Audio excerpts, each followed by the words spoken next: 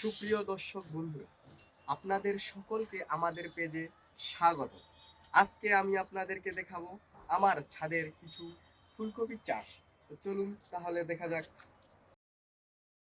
এই যে বন্ধুরা, এটা আমি আজ থেকে 2 মাস আগে রোপণ করেছিলাম। ছোট্ট চারা থেকে আজকে এই রূপ ধারণ হয়েছে। আপনাদের সুবিধার্থে এই গাছের ডগায় অনেক পাতা ছিল, আমি কেটে ফেলেছি পাতাগুলো আপনাদেরকে ফুলকপিগুলো সুন্দর করে দেখার জন্য। তো আপনারাও যদি ছাদে ফুলকপি চাষ করতে চান তাহলে আমাদের মতো এই রকম কৌশল অবলম্বন করতে পারেন। এগুলা হচ্ছে ফুল অর্গানিক ফুলকপি, বিষ মুক্ত।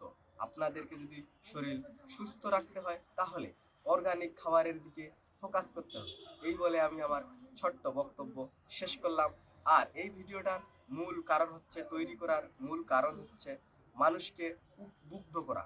যদি সকল মানুষ নিজের ছাদে এইরকম চাষবাস করতে আগ্রহী হয়, মোটিভেট করার জন্য আমি এই ভিডিওটা তৈরি করলাম। তো এতক্ষণ আমাদের সাথে থাকার জন্য আপনাদেরকে অনেক ধন্যবাদ।